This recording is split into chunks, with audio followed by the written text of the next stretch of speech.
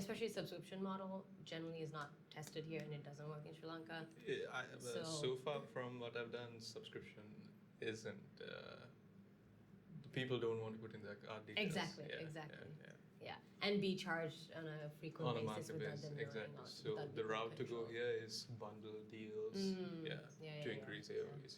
I mean, the model is good, but you'll just have to adjust it to the local. Exactly. So let's begin. Yeah. So Sri Lankan founders are some of the most resourceful and innovative entrepreneurs in the region, but something that stalls them or stalls the progress of what they're building is that they lack the operational frameworks when it comes to key parts of building a business, building a startup. And one of those are how do you fundraise? How do you raise capital from external investors? And it isn't, from a cultural standpoint, there is some sort of mental blockers when it comes to raising money from someone else other than your family or friends. And also with that almost mindset comes a lack of judgment, a lack of operational frameworks as how do you think how much when it comes to equity, when it comes to valuation. So that is where you come in, Dinali de Silva. You were the former chief executive of the Lankan Angel Network, which is one of the first VC angel networks. Angel funds in Sri Lanka. Before we get into the frameworks, I would like to understand a bit about you. Like, how did you end up at LAN? If you could give us a brief history. Before LAN, I'll actually start from the beginning of my career. So I've been in the startup ecosystem for about 12 years. Most of it in San Francisco, in Silicon Valley. So I would join very early stage companies, YC-backed, Google Ventures-backed, and I would be like an early employee, so very hands-on with the founders and help them scale until like Series B and beyond, and hundreds of employees, thousands of customers, and multi-millions in revenue. So, and I've done that across industries. I really didn't want to be bogged down into one industry because my expertise is really the growth aspect, and that's applicable across industries. So, done that in health tech, education, fintech, you name it. I've sort of tested it out. All right. And then, I was a founder there as well. I built the first marketplace in the childcare space. So in the US, there's a massive labor shortage there. It's unaffordable for most. And during the pandemic, the problem exacerbated. And a lot of the moms either lost their jobs or they had to leave the job because the kid ended up being at home because of remote work. So I ended up matching sort of stay-at-home parents with families who were looking for childcare, and it solved a lot of the problems that existed in the market at the time. So this was during COVID? This was during COVID, so that was interesting. And I built with a venture studio there, and that was sort of strategic because I didn't want to do it solo. Is this Atomic? Yeah, it was Atomic, so HIMS, and they have a really good reputation. It's a very known brand. So I raised capital through them. And about, I think, a year plus in, I decided to shut it down because of just a regulatory side. Like Biden was supposed to pass a subsidy law. He didn't. That really impacted people's pockets and the ability to pay for the services. So I couldn't close the gap between what supply wanted to make and what demand wanted to pay. So it was a hard decision because I was working with families and children, but it was the right one. And then been away for 20 years from Sri Lanka, was curious to come back. Were you born here? Or? I was born in the US, All right, but I grew up here during my childhood days. So I left right after O-levels. So and I was curious to come back and was just exploring the ecosystem here. It was nascent, but there was some activity going on. LAN was one of them, right? They were the first, and I think still only angel fund in the country. So I started networking here. I didn't have a network because I left so early and so young. And very quickly I realized, the ecosystem is quite small, and you get to meet all the people, the major players, very quickly actually. And that's how sort of LAN came about. And yeah, it gave me a very good insight and understanding into the local ecosystem, and I was able to bring sort of my expertise from the Bay Area and provide that to sort of founders in the country. But a lot of the times, a lot of that is not applicable because this is not the Bay Area, it's not Silicon Valley, it's a very different market. So being able to adjust some of that and help the founders with the right advice is sort of what I'm trying to do moving forward as well. That was a very long-winded No. That's actually quite short. Before a founder starts fundraising, before they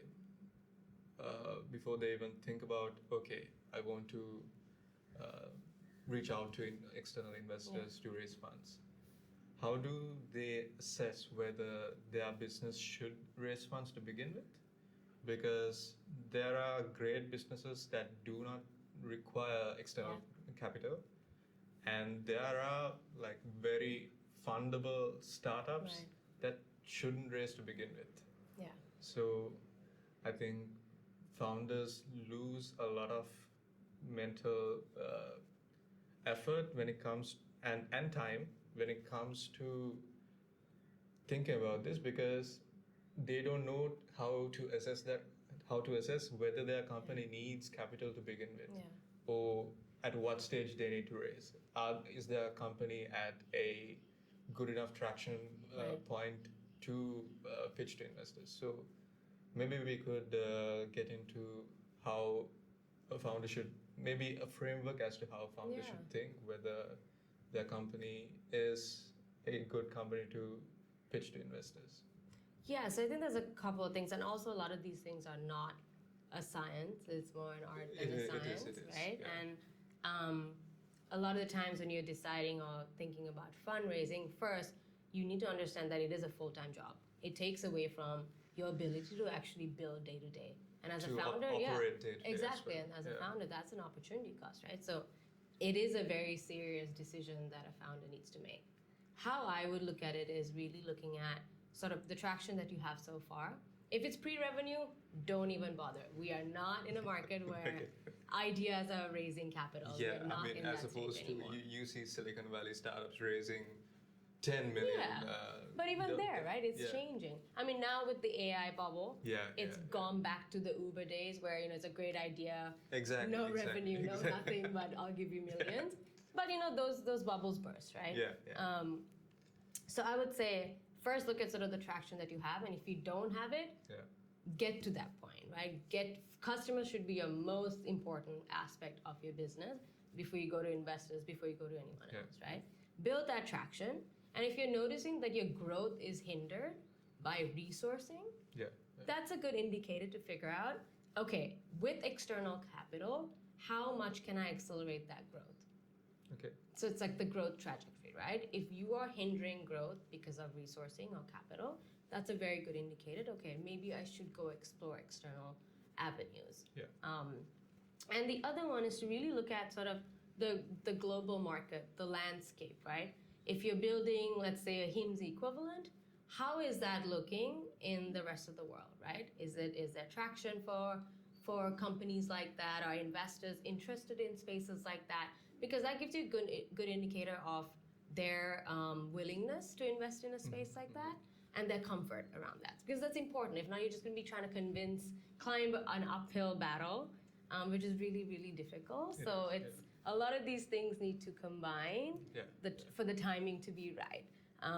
I will say startups have shifted, and I'm talking more from the Bay Area perspective, which is what the global landscape generally follows, right? Startups have pivoted from growth at any cost to really focusing on being profitable as quickly as possible, right? I think that's crucial. That's sustainability, right? Because there's so much volatility, especially in markets like this, and the only way you can survive through those volatility phases is to be a profitable business. And that's just the core of building a business, right? I think that got lost over time with hype and pumping money into these businesses. But I think getting to that profitability standpoint actually gives you options as a founder, right? And it gives you leverage, even if you want to go test the waters to see, what investor investors feel and think about your business. Do they want to invest? How do they feel about the valuation? Yeah. You have credibility, and it's not, the power dynamic is more balanced. Yeah. Because it's not, not dependent on it, right? You still have your profits. You can run the business as is. Do you need to grow 4x every year? No. But if you grow, 2x, that's still great. That's a great business. Yeah. So I think it's a very individual decision, honestly. It is. It's quite specific to the company that's being built as well. But I would say if things are going really well, and the only thing that's hindering that for you to like bring on new team members and to really accelerate your growth, I think that's a place you can consider going for external capital. Because that also comes with like you're giving up equity. You're basically bringing on someone who's going to be providing input, right? So then picking the right investor, that's a whole other ball game to deal with, is also very important. So, like I've spoken to a few founders who want to start business, people who want to be founders, who want to start businesses. I think maybe it's the influence that most of our startup advice and resources are from Silicon Valley-ish places like the All In podcast or the Homozy or Y Combinator videos. So we think from that, at least at the start, when you're inexperienced, I quickly come to terms that it's very different. It's very different operating here. So one misconception they have is that they need to raise funds first, as opposed to first getting traction of some sorts, either revenue or maybe even slightest a small wait list to begin with. So they have this misconception that they need funds first to start operating. So what would you say to that small cohort of founders? What would you say how should they be thinking to begin with? Yeah, I mean, I think that way of thinking is flawed, honestly. The way you should, as a founder, the way you should be thinking about building a business is you need to be obsessed with your problem. And then the second tier is you need to be obsessed with your customers. That is going to give you all the insight you need to grow your business, right? What are your customers saying? What are they buying? What are they paying for? Where are they getting stuck? That's the crux of your actual business. And without any of that, without that meat, you will not be able to get in front of any investor. So even if you want to go raise funds at any point, you need to understand your business end to end. And a lot of founders make this mistake where they have this fancy pitch deck, but have no substance to it. And they do not even understand their own business. So first get into it. Go talk to your customers. Go out there. Try all the various growth hacks there's so many creative ways you can get customers and get in front of customers, right? That is the most important thing to build a business before you go raise money. Because once you raise money, let's say, some investors really believed in your vision and all that, and you get some capital, then starts the very difficult aspect of trying to keep up with those expectations. And it's not just yourself now. You've got external capital and there's an external party involved. It's a very different dynamic. And at the end of the day, that becomes stakeholder management. And it's a whole job on its own. So we can leave this out of the podcast, but so I was able to raise a small around USD equivalent 2 months ago. Congrats, that's awesome. From an angel. So during our initial conversations, I was like, I want to raise at $1 million valuation. This was around 6 months ago. So now that is just bonkers. That is just fairy tales to begin with. I soon realized. So he helped me out with coming to a decent valuation as well. He was like, if you raise at $1 million and you don't hit targets, you won't be able to raise in the future as well. So this leads to the next question: is how? That's a good investor, by the way. He's a nice guy. Okay. So this leads to the next question. So how do you come up with valuations? Firstly, when you're based in Sri Lanka. So because it's one thing it's one process to come up with a valuation if your company is focusing on the Sri Lankan market and you're based in Sri Lanka to begin with. and it's another if you are based in Sri Lanka, but your market is global. Outside, yeah. But still, the fact that you are in Sri Lanka changes the valuation mechanics. Yeah. Right? There's a discount. There's a discount. Aspect Yeah, to it, exactly.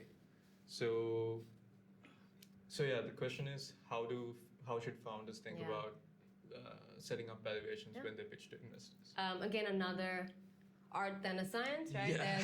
There are a couple of frameworks that more mature markets use, and it makes sense. Yeah. But I think for emerging markets, it's always good to look at adjacencies, which means, for your business, for example, you can compare it to HIMSS, even though there's obvious similarities, right? Yeah.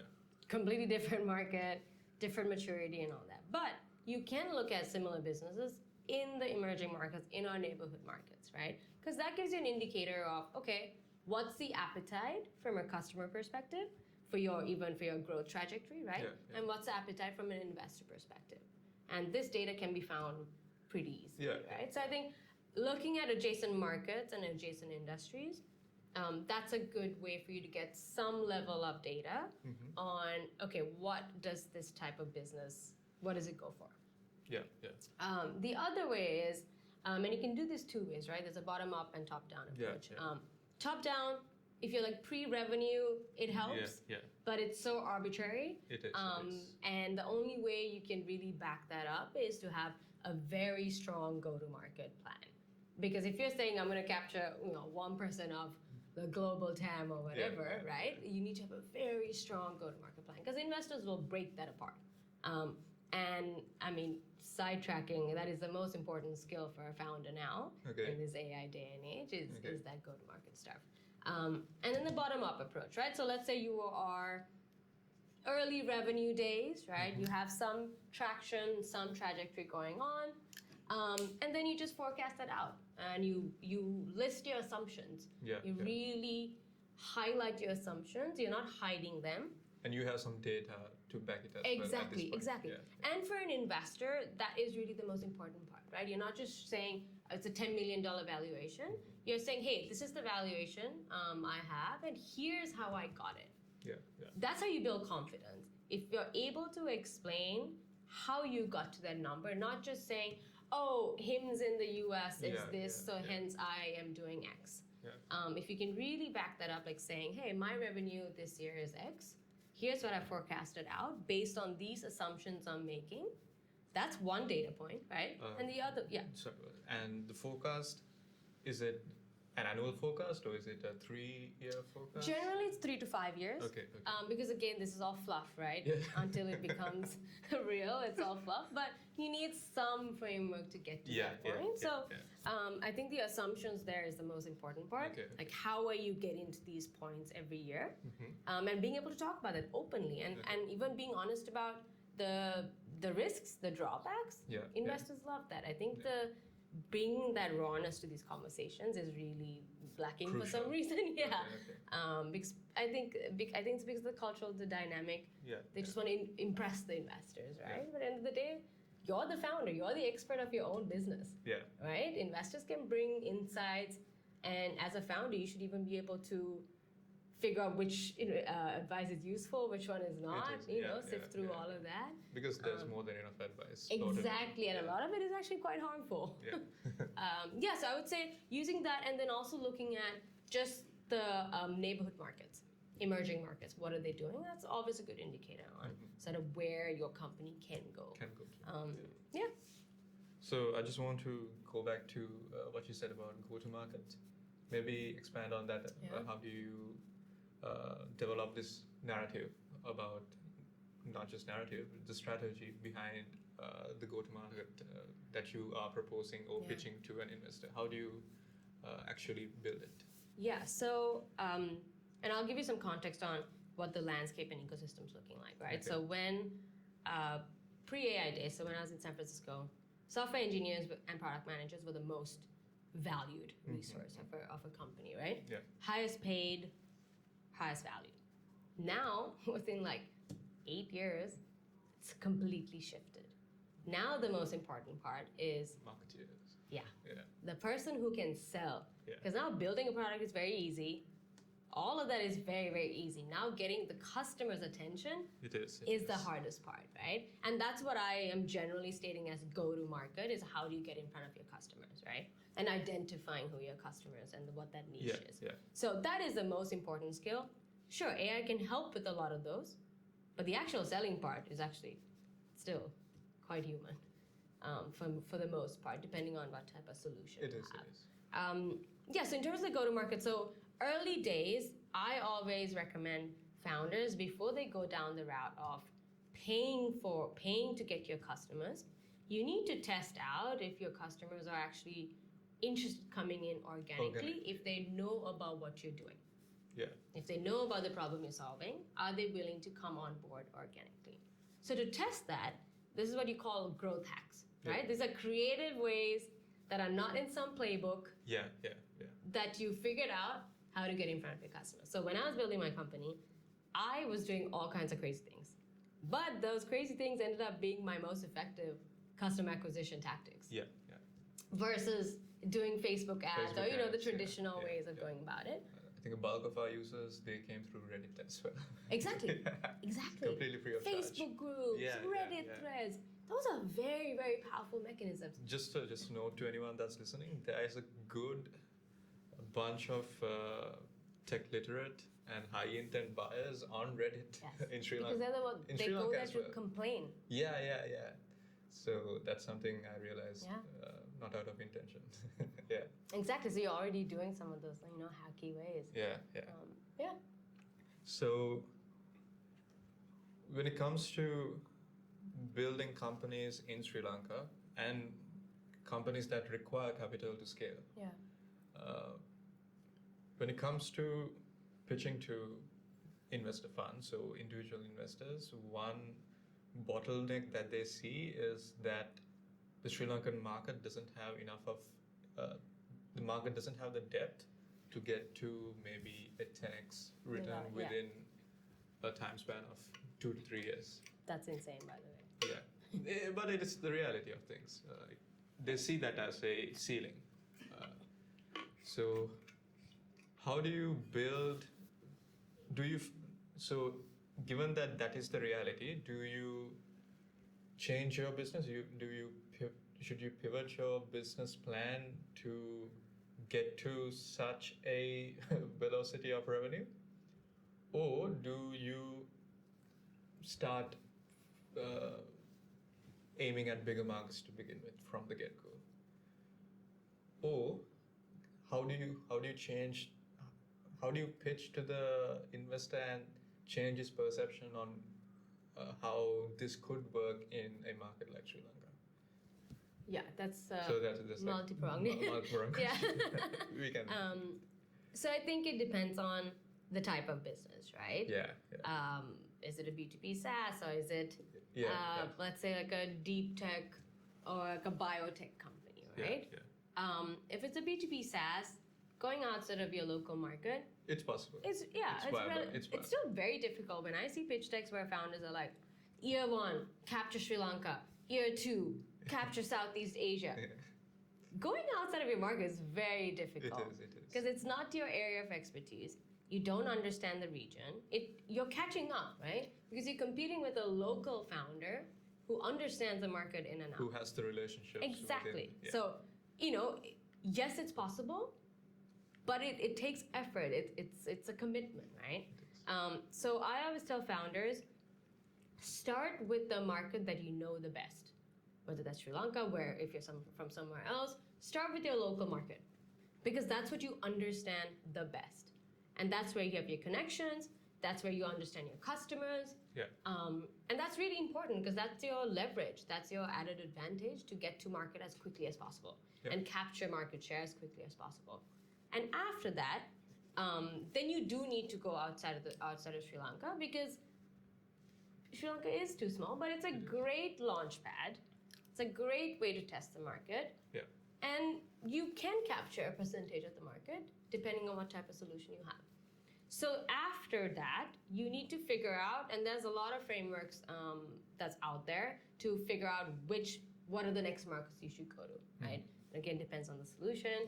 But you can look at sort of the population size in each of these places, spend for similar solutions, competition in these markets. And there's also a lot of local nuances that a lot of these frameworks miss. So it's always very good to understand, let's say, if there's no competitors in a certain market, why? Exactly. Doesn't mean it's a gap immediately or right away, right? Exactly. Understand why that is. And then you capture that slowly. So the narrative for that for an investor is that you've done the homework to understand those nuances. You're not just saying, I'm capturing Southeast Asia tomorrow, day after I'm going to go to America. When I see people capturing America on a pitch deck, I'm like, you do not even understand the beast that is the US, right? So if you have a plan, you also need to have done the homework behind it. And even, if I were you, I would actually test that out early, right? If you've captured some percentage of the local market, okay, let's now go, run some painted door test, which is, run some just soft ads around or run a wait list, just as different ways to pressure test various markets. And, I did this when I was building my company to figure out which next state. So in the US, you actually figure out which state to expand to, not even a country. Figuring out, okay, should I go to Texas or should I go to New York, right? I ran just like very soft, very low cost ads just to understand, are people interested? Are they clicking? Are they interested in this? Are they signing up? Those are just early indicators, but they help. They help with the narrative, right? Not sure if I answered the question. So the last part of it was, given that there is a ceiling to the Sri Lankan market and investors point that out from the get-go, how do you change your narrative? How do you pitch to them saying, I understand that that is the reality, but I see that there is a way to expand beyond, but till that point, I require this amount of capital to get to a stage where we can expand. Exactly. Yes, I think, you answered the question, right? So if an investor is coming in and saying, and there's a lot of investors who do this, it's like, I need my money back in 2 years. And that is not the right investor, honestly.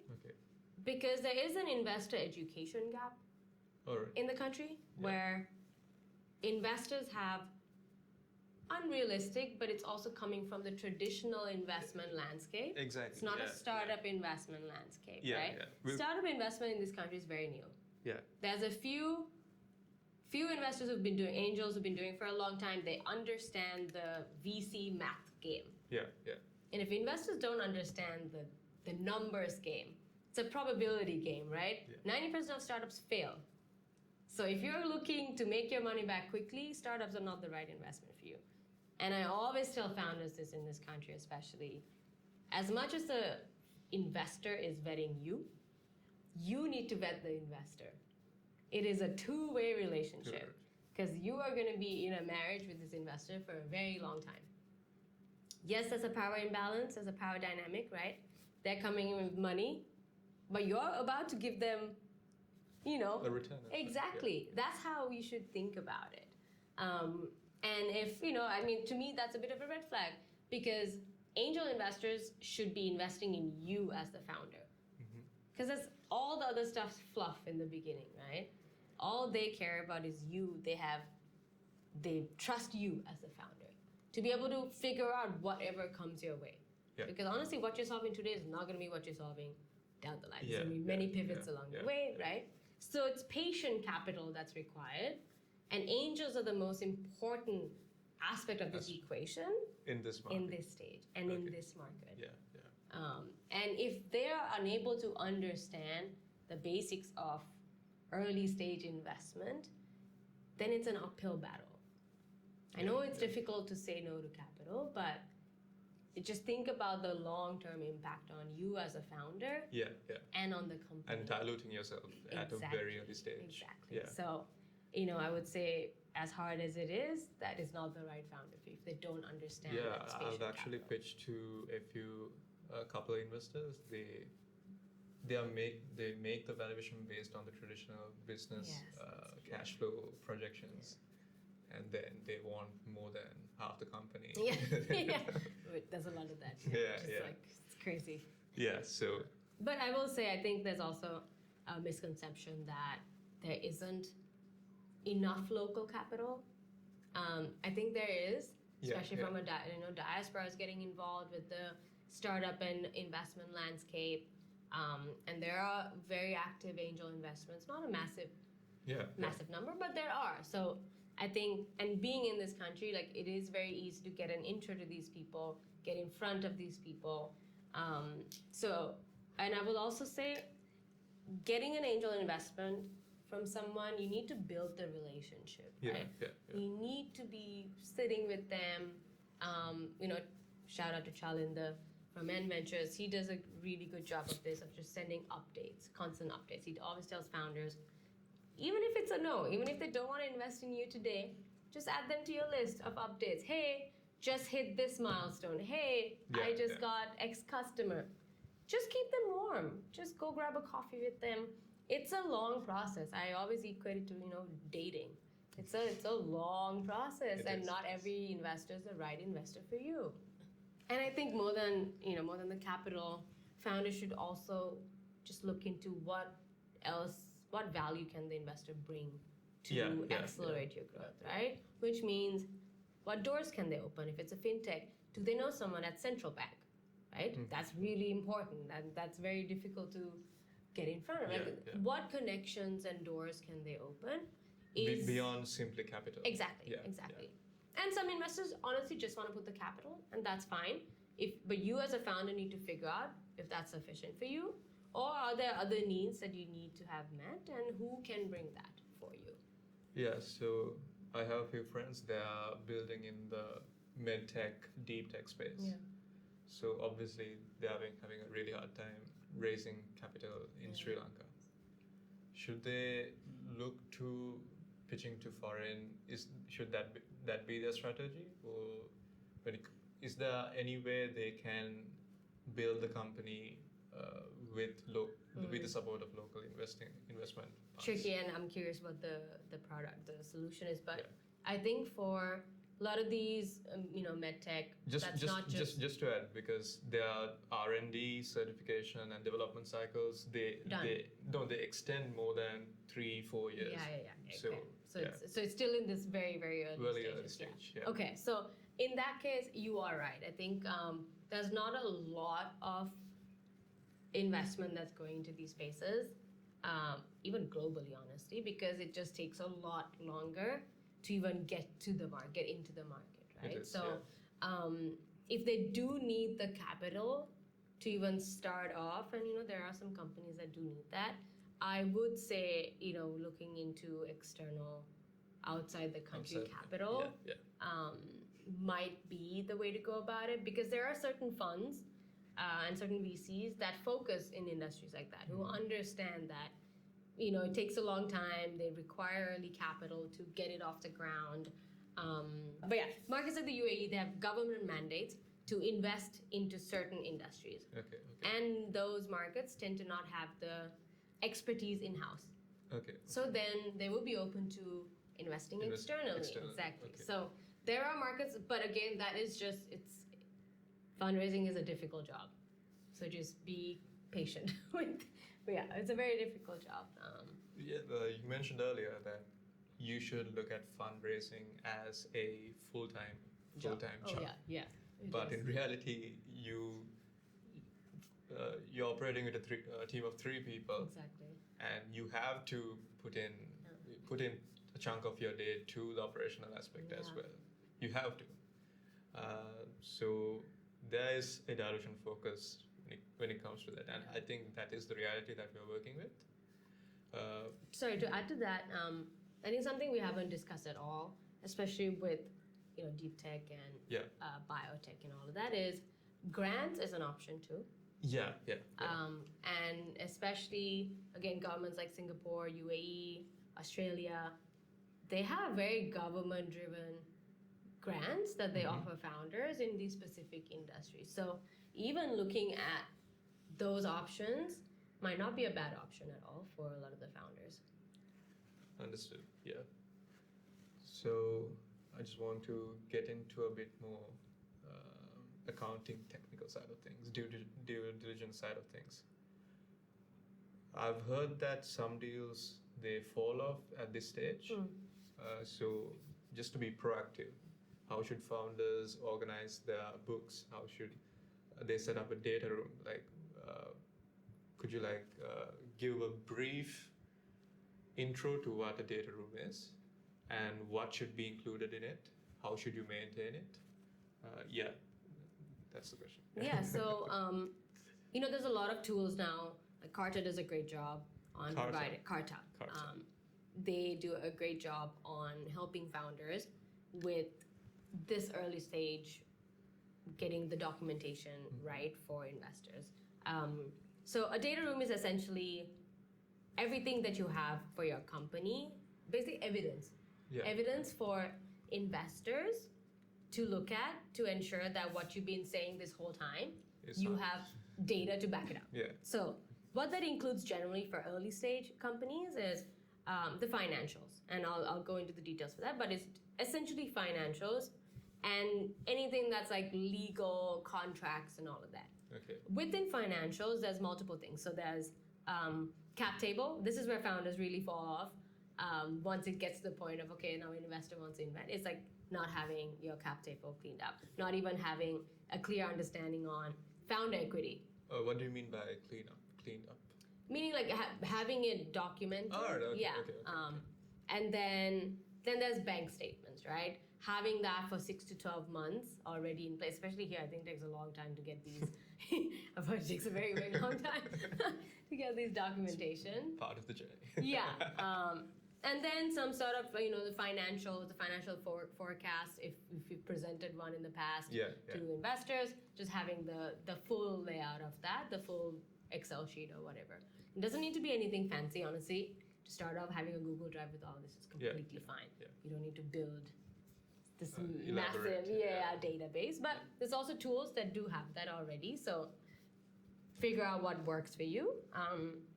And then the next tier is the legal stuff, right? It's LOIs, it's the contracts, it's a company incorporation. Some founders haven't even done that when they get to the point of raising funds. So just having all that legal paperwork all in one place, because what actually takes the most amount of time is finding these documents, getting them, proofreading them, making sure that that's the right thing that the investor's asking for. Yeah. It's not actually like the lack of data. It's a consolidation of all of the data. Yeah. Fragmented. Exactly. So you need to bring them yeah. all to one place. Exactly. Because founders generally have all of these things, right? And I would say from early days, it's always good to have some sort of bookkeeper. It's very helpful because that's, it's a skill on its own, and generally founders don't have that skill set, and it gets tricky the longer you go. And it is quite boring as well. Exactly. Yeah, so I think as an investment, I would say, have a lawyer, have some sort of legal resource, and then have some sort of like accounting bookkeeper that can help with just keeping track of everything. So when it comes to that point of an investor requesting all of these things, it's just a conversation with your book. You'd be like, hey, I need XYZ. Can you pull it? Not the founder sitting and now doing the books. Understood. Just to go back to briefly, just a sub question to the 2 to 3 year horizon, return on ROI on investment expectation. Given that we are working with limited resources in a market like Sri Lanka, should founders look to structuring their business to keep the vision intact, however getting to revenue in a much shorter time horizon, just to keep the business afloat, as opposed to working on the initial business plan, which would have taken 4 to 5 years to give you a return? Should that be something founders should think about? Do you have a concrete example? Or are you talking about we can talk about service business, a founder having a service business? So let's talk about Flash Health. Yeah, sponsor for today's episode, by the way. So Flash Health, Arshad, he started out as a medication delivery service. And he was running his own pharmacy as well. Obviously, the market penetration of digital healthcare services is quite low in Sri Lanka.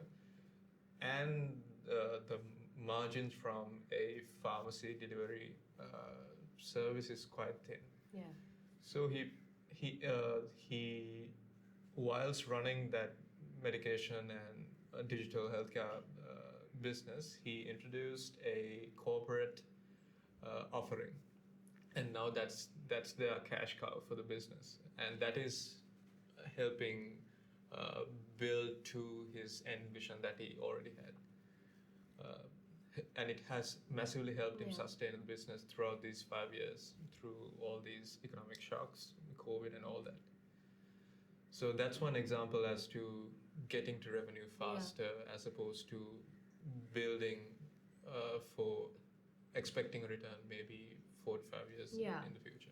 I think a couple of things here. So if it's going to take you 4 to 5 years, and I'm excluding, DeepTech and biotech and everything, this is just a general, a standard business.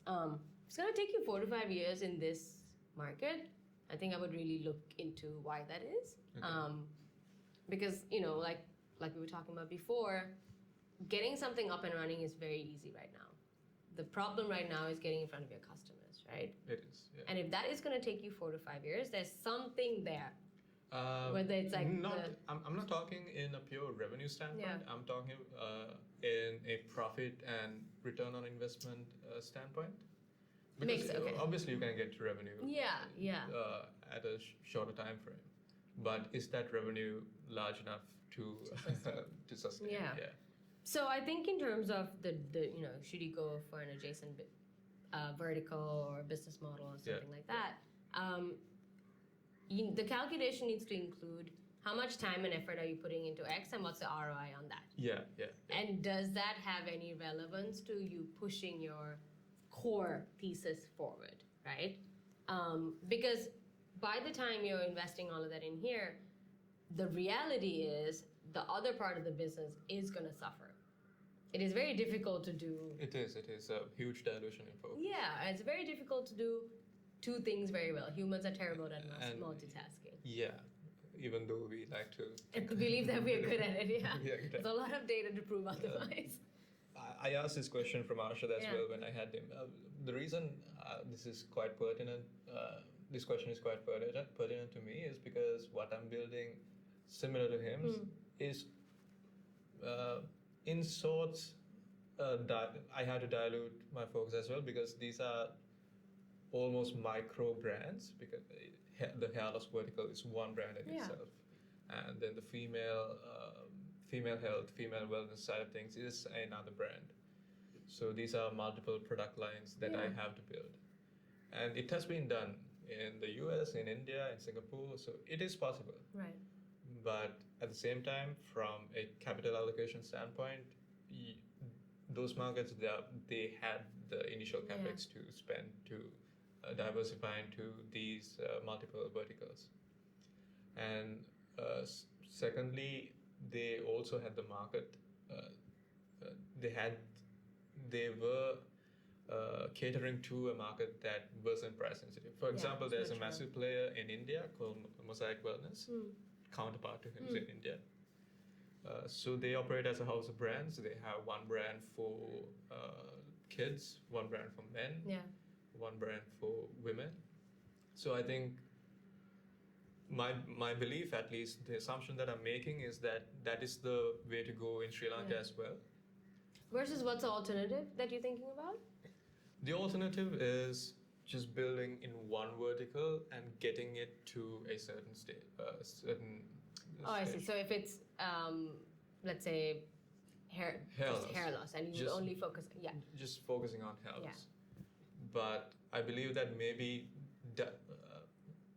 what I'm struggling with, at least what I'm not struggling, but I'm internally debating, is should I, from the get-go, look into diversifying, given that I have a angel investment already in? Should I look to diversifying to other clinical verticals, other brands, or should I just keep my focus on just this particular vertical and build that up? So yeah, that's the reason. That's where the question about focus comes in. I mean that is it's a tricky one, and it's a good problem to have as well, right? That means one, you have the capital, and now you need to figure out where you want to deploy that capital. Allocate it. Allocate it. So generally, I am of the belief that you shouldn't focus on 100 different things. But you should also, as a founder, constantly be testing the market. Right? And that's something I'm doing. Exactly. Which means that it's not just, for example, just using what you just said, not just doing things in hair loss, but also tapping into these other verticals. Adjacencies. Because the more you're doing, let's say, just hair loss, you will learn a lot about your customer base and what else and the other operational bottlenecks as well. Building here. And when you do hair loss for a while, let's say, and you want to do these other things, the next time you do an adjacency, it is going to be a lot faster, a lot better, because you've now learned from this one. I would say within the same area, I think it's okay. Because it's always, it's good to test out the market, see what else is there. And who knows, maybe there's a gold mine there that you missed out on before. But if you're now trying to do healthcare for animals under this umbrella, right? I think that is a completely different audience, completely different market. I think that's going to be a distraction. But I think what you're doing, it makes sense to me. In terms of, okay, now let's look into, we've done some hair loss products. Something now let's look into, and a bottleneck that I face, my particular business face is that I started out with a pharmaceutical product, so the distribution is limited due to regulation as well. And secondly, you can't look into exporting these products either. So I've been also thinking about getting into the non-pharmaceutical product lines, like vitamins. Vitamins, similar to the offerings that Hims, Mosaic Wellness in India has, just to diversify and de-risk. And de-risk, So I've been asking this question from all the people that I've I mean it's a tricky one, right? Like I think what you're doing is what I would do, honestly, is because you're figuring out ways to de-risk your own business, right? And help scale as well. Exactly. In terms of revenue, because currently the regulation is a bottleneck. It is a bottleneck for Hims as well. So and when you get to regulation, you need a lot of capital behind you, exactly. Right? So I think for that example specifically, makes a lot of sense to go I'm saying vitamin route, which is like the non-regulated market. Sri Lanka, it is a small market to begin with, but the problem compounds because of the macro instability. The currency is. It recently, last week, devalued further. I mean, my shipping costs increase and supply chains increase, so there's margin compression as well. Like I mentioned earlier, you can't outprice the customer either.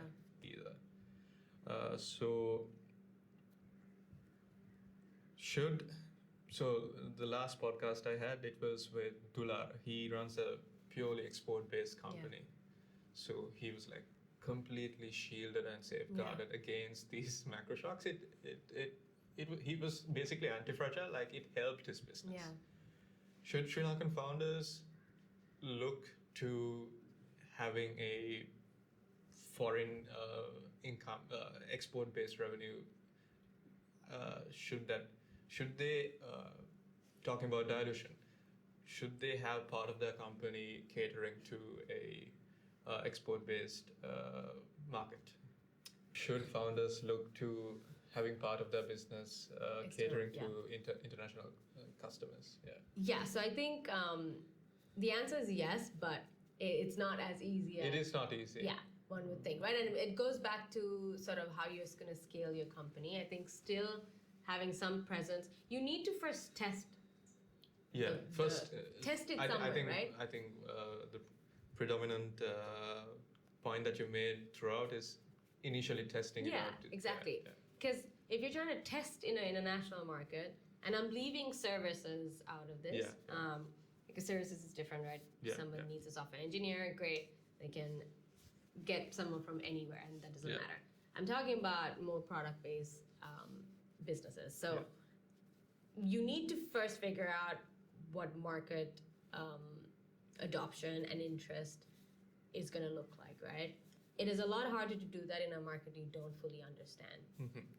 So I would say first have some indication, some data from your local market, but absolutely, I think for volatility in emerging markets, it is always good to diversify where your income is coming from. And even, I mean, a lot of founders now in Sri Lanka, they incorporate outside of Sri Lanka because it makes it so much easier even to have an external customer base, right? And have external investors. You don't have to go through, because Sri Lanka hasn't yet caught up for these regulatory frameworks that makes it easy for founders and entrepreneurs to actually build their companies, right? I mean, just to vent and complain, it takes over a month to incorporate. This is if you use services like SimpleBooks, which have made things very easy. So one of my friends, it took him 3 months. He went down the route of I want to do this myself. It took over 3 months for him. I mean, I've heard some horror stories, and I mean, a lot of founders now are doing that because I think we have access to these resources, right? If you want to incorporate in Singapore, UAE, and a lot of these spaces are looking for founders to come in and build. Like UAE is constantly recruiting people from outside of the market because they just need the resources locally. But for local founders, it's also a way to safeguard your income as well. Diversified, and it gives you some freedom with your financials as well in terms of how you can move money around. Exactly. And I think down the line, from an investor standpoint, it makes managing the books a lot easier, showing them what you have there a lot easier, even getting the investment in a lot easier. Just makes it easy to do business. All right. So I mean, I would even look into that option. There's also a lot of cost-effective options now. What needs to change in Sri Lanka? From a regulatory standpoint, from policy, there's a lot. That's a whole other podcast. It's a podcast. It's a whole other podcast. But I was briefly involved in helping with the policy frameworks and just the recommendations. I mean, there's a whole bunch of guys who are working on that pretty actively. Mungal is one of them. So that's honestly a whole other conversation. And there's a lot that is being presented and recommended. Like the fund of funds, and I presume there's a lot of lobbying going on. However, I don't know if there's active lobbying going on. Okay. And I'm thinking lobbying from the standpoint of a bunch of people who are like, we must do this. No, I'm talking about in the standpoint of giving external advice to policymakers. Oh yes. I know there's a negative connotation to lobbying in Sri Lanka. Okay, I'm thinking more the Western lobbying. Right? Yeah. Yes, not in Sri Lanka, in the world. The government has really doubled down on bringing in the experts within the industry. So especially like land and all these entities are involved in forming what the policies should look like. Is that all going to get implemented in time for a founder to be able to do business faster, easier, better? ASAP? Probably not. But I think at least the conversations are happening, and is a good first step, and it's a hopeful step to take. Are there any opportunities in the market which you think are either globally or within Sri Lanka that founders are not tackling, or they think there is not much value behind? Because most of the companies that seem to be the most investable are tech companies, traditional SaaS businesses. Because obviously, the margins are great from an investor standpoint. Are there any opportunities that you see that are not being valued from a mental perception standpoint? Yeah, I think for me, what was a little perplexing when I moved back a couple of years ago was I expected there to be a lot more innovation in industries like agriculture in Sri Lanka. Given that it is a big part of the economy in the country, and as someone who's probably seen a lot of the challenges in the industry over and over again, I was surprised to see not a lot of innovation in that space. Okay. I mean, I think that also goes to it's an extremely unsexy space. There's a lot of these perceptions that come with building in something like that. Yeah. I feel like that is honestly a very untapped and underpriced market. Yeah, exactly. And if you look at other agricultural economies, even look at India, for example, right? There's a lot of innovation happening in these industries because why not solve for what your local economy is facing on a day-to-day basis, right? And then also look at, okay, if that problem's been faced at this scale in this country, there's no way that globally this is not an issue. I think there's always you can then figure out where else this is a big issue. So I feel like agriculture is a big one. I think also here I've noticed that there isn't a framework for commercializing a lot of the research that comes out of universities.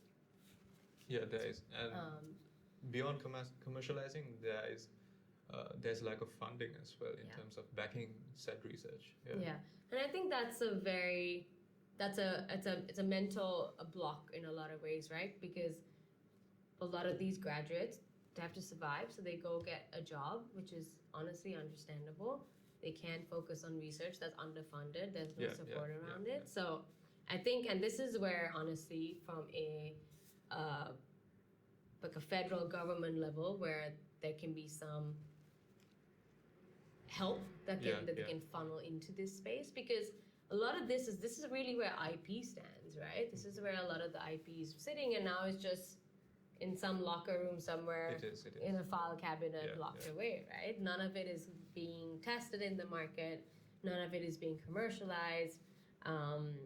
And I think that's a missed opportunity as well. And there's a lot of good stuff in there.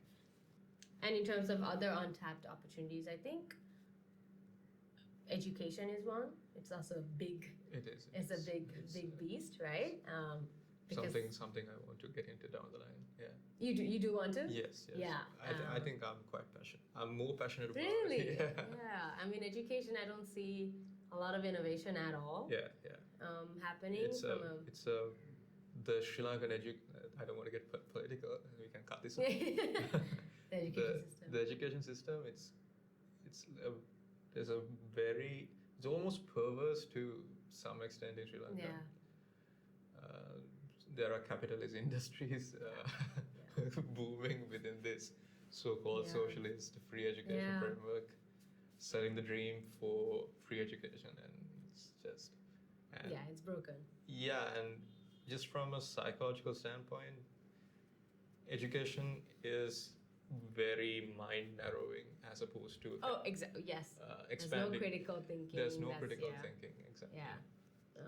Which I've had conversations with a lot of people here. I was like, why isn't there a big founder pipeline here, right? Yeah. I mean, I think at least there's no empirical evidence behind this, but I feel like it's growing.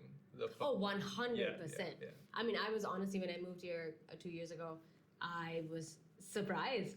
Yeah. I didn't expect there to be this much activity. I mean, personally, being a founder, incorporating a business, importing stuff from China, this is the last thing I thought I would be doing 2 years ago. No, it's absolutely growing, and there's a lot of founder networks that are building and growing. Communities. Yes, which is so important because building a company is so lonely and isolating. So it is crucial that you have other people who are going through similar pains, where you can just go vent one day, or you can problem solve something one day. Exactly.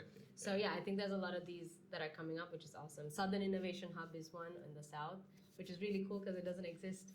And then Jarl IT in Jaffna. In Jaffna, Yeah. So I love that it's happening in different areas. And that's as well. something optimistic that we can look forward to as well.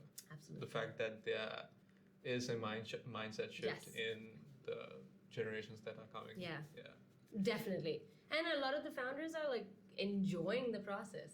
It is. Enjoy being a founder, the freedom, of course the challenges, but it is a mind shift. It's like you don't have to go into corporate right after uni, right? Yeah. You have another option. It is a more challenging one, but more rewarding as well. There's more risk as well. Exactly. However, I'm enjoying the mind shift change for sure. And also there's a lot of people like me who are coming back. And I think that is also interesting to see. So I peruse through Reddit quite often. So something I've seen is there's multiple families that are planning to come back to Sri Lanka. Remigrate? Is that a word? Yeah. Come back. So it's an interesting phenomenon that's taking place. Yes. Yeah. These are all positive. These are definitely all positives, I think. It just also takes time, so it'll mature with time. Just to final question before the final question. This was a question I sent to you earlier as well. Founders, basically every decision that founders make, these are risks that they are willing to take, and assumptions they're willing to bet on.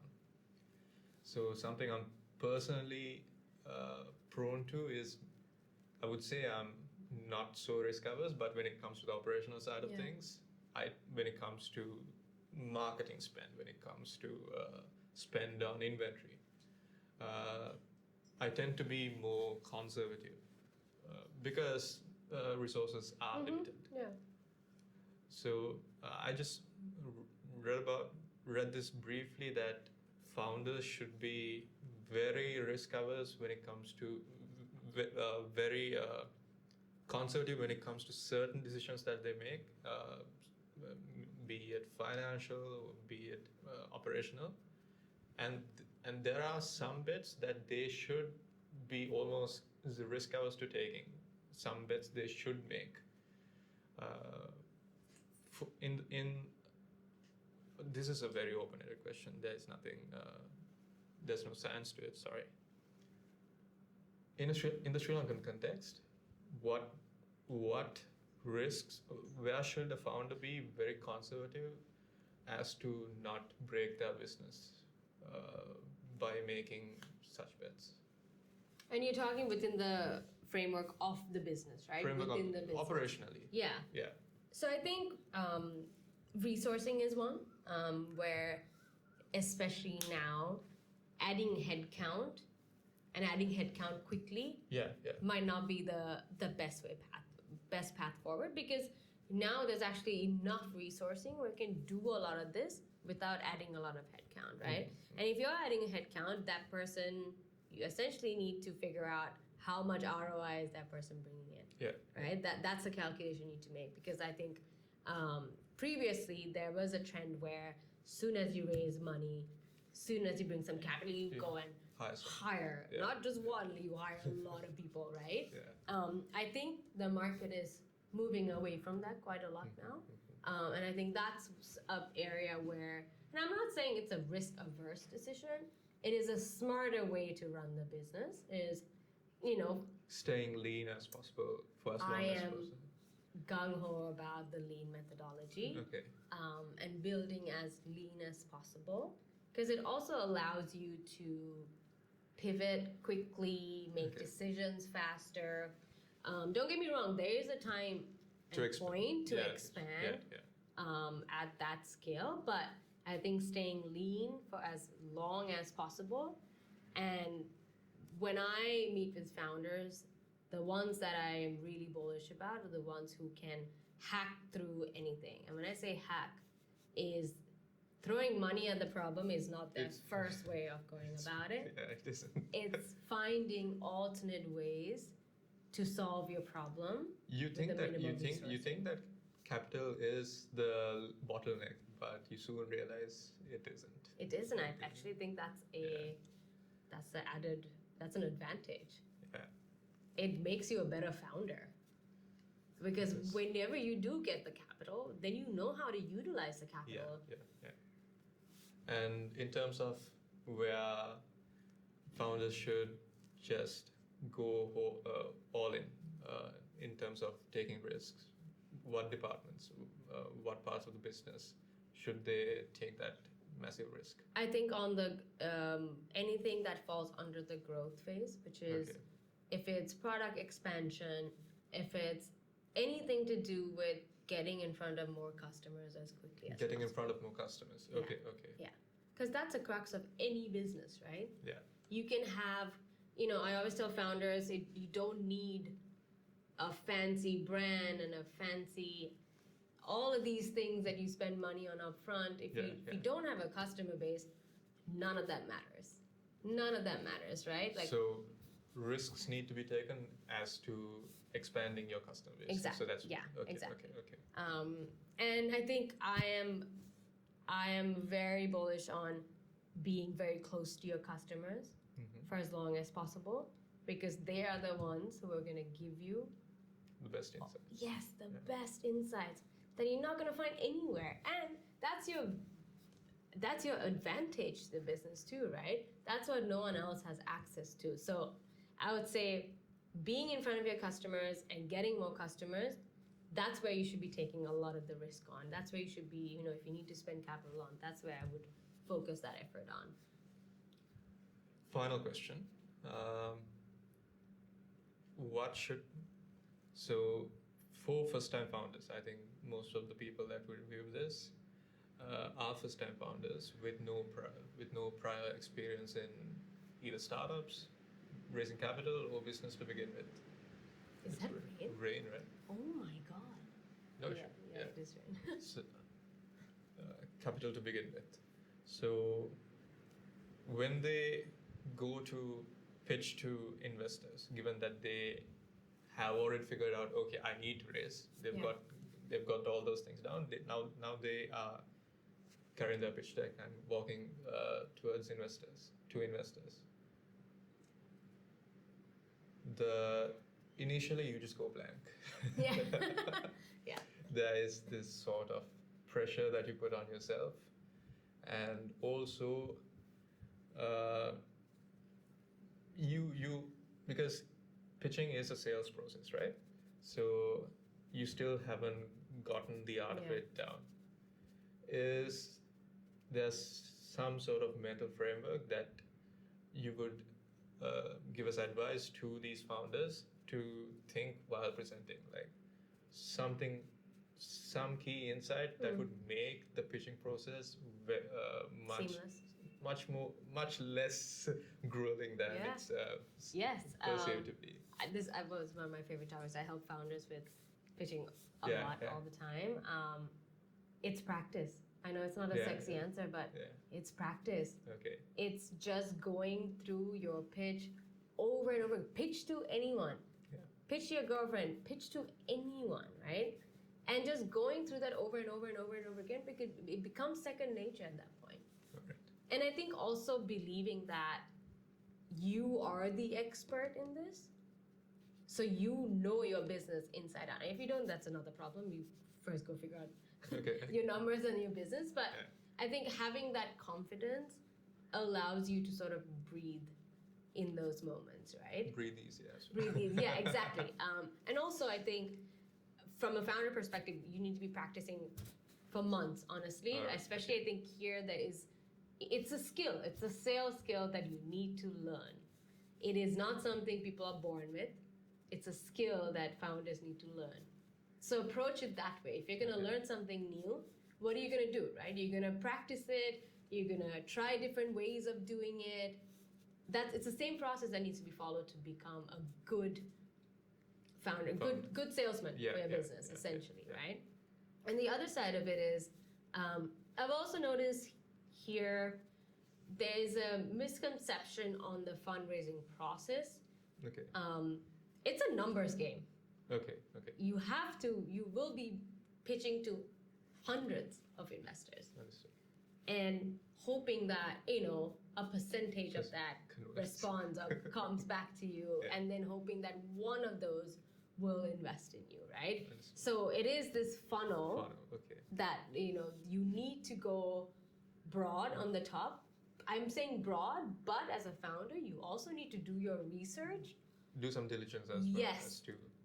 Especially I get pitch decks from random people all the time, not even knowing that I'm not at LAN anymore, I'm not here anymore, Yeah. And if you don't know what the investment thesis of the investor or the VC is, if you don't know what stage they're investing in, these are basic information every VC has. Yeah. So on their site, or the managing director will be posting on it. The information is publicly available. Okay. And now there's also a lot of lists where folks have consolidated, investors who are actively investing in this industry, active investors in India. So this list exists. The information is there. It is a founder's job to do that diligence, spend the time looking at this information and figure out who your target audience is. It's just like going and finding your customer base for it. Same thing. Understood. Approach it the same way. It is a sales job. You're selling your product, which is your company, to a potential group of customers.